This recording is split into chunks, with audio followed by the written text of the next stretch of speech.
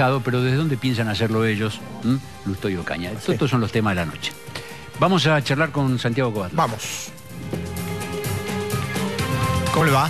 ¿Cómo están? Gracias por venir. Gracias por venir. favor, Lo llamamos seguido, pero es que lo necesitamos seguido. Usted es un consultor. Por lo menos para tratar de... Muchas gracias. Como decía mi padrino de tesis, cuando me gradué en filosofía, presenté mi tesis, deliberó el jurado y al rato él salió del Salón de la Ley de Liberación, se me acercó muy formalmente y me dijo: lo felicito, es usted ahora un licenciado en generalidades. ¿Qué tal? ¿Qué tal? Pero acá no deje de serlo nunca, me dijo luego. Pero hoy no vamos a hablar de generalidades, sino de una... Decíamos, está el caso Nisman, con el cual con usted ya hablamos, sí. Alguna ocasión, no hace mucho, pero además se suma esta semana de locos donde uno dice, todo se envejece rápido y parece que nada es demasiado importante porque siempre es superado por lo que viene después. También es un poquito de la enfermedad de los medios, pero ¿cómo se entiende? Yo creo que hay una característica en lo que está sucediendo que a mí me parece que es rectora para la caracterización de lo que pasa, y es la impulsividad. Estamos en un contexto donde la opinión emitida por quienes de alguna manera tienen que alcanzar definiciones significativas para la comunidad, todavía no han alcanzado definiciones, pero emiten juicios de valor muy serios en una dirección o en otra, desde la Presidenta de la República hasta la ex esposa de Nisman. Son opiniones. Cuando digo esto no quiero decir que esté de acuerdo con que se censuren las opiniones. Quiero decir que las opiniones, por ser lo que son, revelan un estado de convulsión que se transmite a la sociedad, prolongando la inseguridad acerca de lo que significan los hechos. Los hechos siguen sin tener una significación clara. Esto por un lado. Por otro elemento muy interesante, me parece a mí, no se deja caer el asunto. Si el gobierno de alguna manera trata de sostener la hipótesis de que Nisman es responsable por una profunda incoherencia en sus enunciados, por otro lado, la oposición sostiene que hay un muerto cuyo fallecimiento no ha sido aclarado y que en lugar de ponerse el acento, como bien decían ustedes, en el hecho de que hay un muerto y no ha sido aclarada su muerte, se pone el acento en la mayor o menor consistencia de lo que iba a decir. Me parece que todo esto genera en la sociedad una profunda ansiedad. Una ansiedad, un reclamo que prolonga el reclamo del 18F.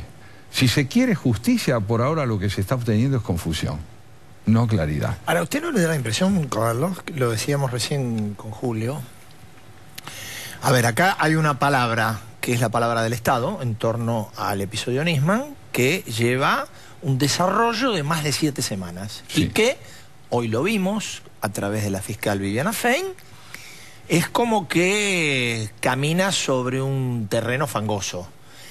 Por otro lado, hay una parte querellante que vendría a ser, si se quiere, lo que uno denominaría una demanda de orden privado, que establece un diagnóstico en mucho menos tiempo y que uno tiene la impresión, a lo mejor es equivocada, que la contundencia de ese diagnóstico es superior a la palabra pública, a la palabra del Estado. Sí, creo que esa disyuntiva es muy clara y que a su vez revela hasta qué punto la posición del gobierno se inscribe en lo que yo llamaría una larga tradición de encubrimiento de los hechos. Porque convengamos lo siguiente, el gran temor que existe en la sociedad argentina es que la muerte de Nisman se sume a la serie de muertes precedentes, incluidas la de Amia, pero no exclusivamente, que han quedado sin esclarecimiento, poniendo de manifiesto un hecho tremendo. Hace por lo menos 20 años que el Estado está a merced del delito. 20 años a merced del delito, es decir, que quienes practican o llevan a cabo conductas que están fuera de la ley pueden con el Estado, logran que el Estado no pueda sobreponerse a esa dependencia y generar opiniones determinantes que permitan controlar ese otro aspecto siniestro de la sociedad argentina, que es la lucha tribal entre quienes controlan el poder de los políticos. Entonces, se produjo un agravamiento muy profundo de la sensación de inseguridad en el país, ya no asociada al delito usual, sino asociada al hecho de que el Estado no tiene fuerza para representar a la ciudadanía. Y esto es lo que trae de nuevo a la mente algo tremendo, que es que la transición del terrorismo de Estado a la democracia republicana ha quedado incumplida en el país y agravada la dependencia del Estado democrático de todo aquello que impide su realización plena. Te ven porque estamos en un año electoral y parece que no, pero dentro de 4 meses se va a cerrar las listas para la elección presidencial, en 6 meses están las PASO, en 8 meses está la primera vuelta para presidente. En abril empiezan elecciones provinciales. Claro.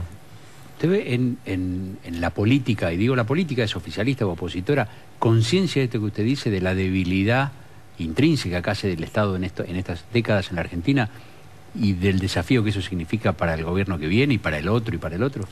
Yo creo que todavía la competencia electoral pone mucho más el acento en los errores ajenos que en las responsabilidades propias.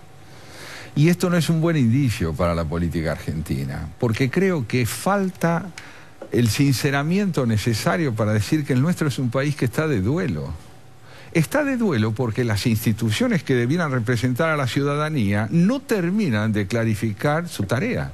Entonces, ¿qué promesa se le puede hacer a una sociedad que está afectada por la desorientación y la orfandad institucional? ¿Qué papel puede tener la promesa de un gobierno mejor donde la nación está de duelo? ¿Es el momento de hablar de eso o es el momento de hablar de otra cosa? ¿De qué cabe hablar en esta campaña electoral? Fíjense, yo quedé muy impresionado con el discurso de la presidenta el domingo, porque todos los discursos autorreferenciales que tienden a enfatizar lo maravilloso que es uno, rehuyen la complejidad del tema de la responsabilidad y de la identidad.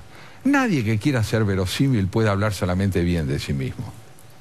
Tiene que tener ciertas dudas acerca de lo que hizo, poner de manifiesto los problemas que deja pendientes, las inseguridades que le ha generado en algunos casos la orientación que tomó, pero se opta por el triunfalismo. Cuando se opta por el triunfalismo, en una sociedad herida se pierde credibilidad, porque lo que se le está diciendo es yo y no nosotros. Esto por un lado, y en la oposición, ¿qué es lo que yo advertiría?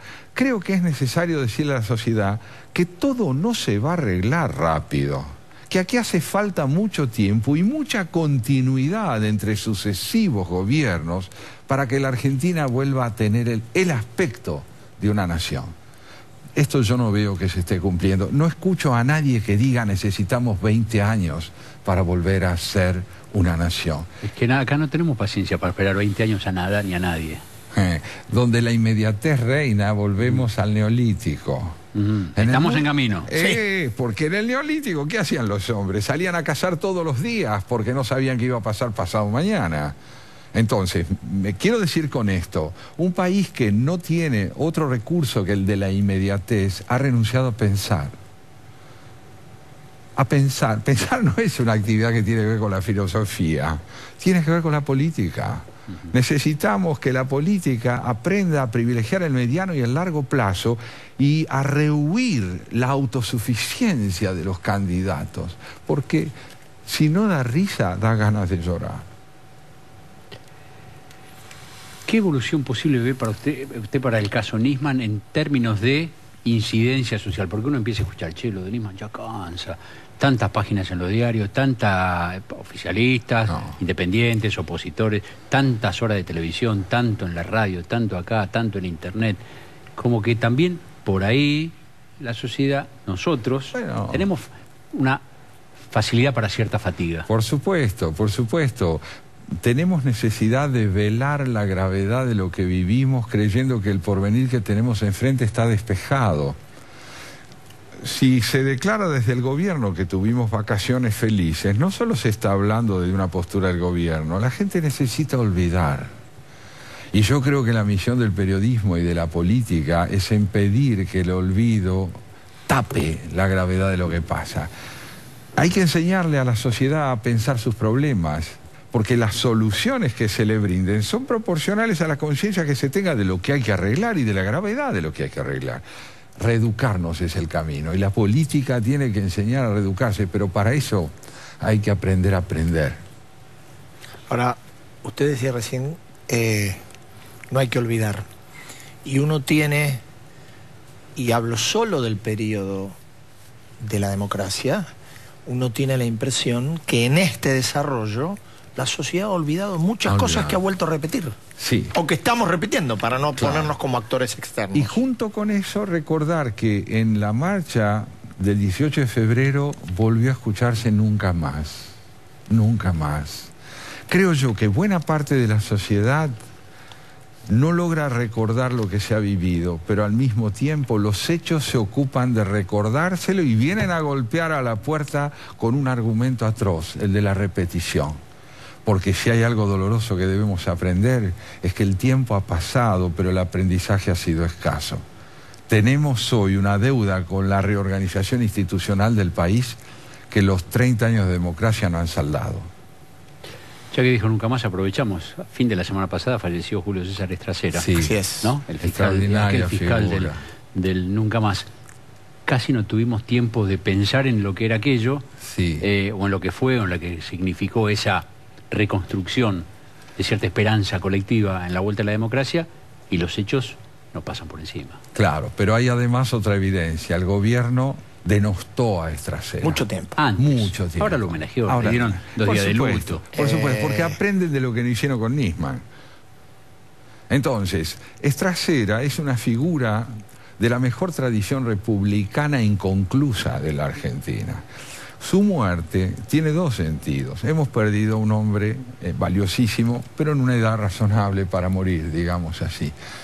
Pero además su desaparición se une a la de aquellos seres que simbólicamente han representado una convicción muy honda y al mismo tiempo muy frágil entre nosotros, que es que la política no puede estar disociada de la ley y de la ética.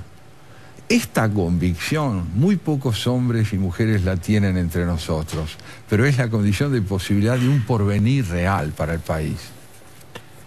Gracias. Gracias, otra vez. Gracias a ustedes, muy amables. En menos de 2 minutos seguimos en Código.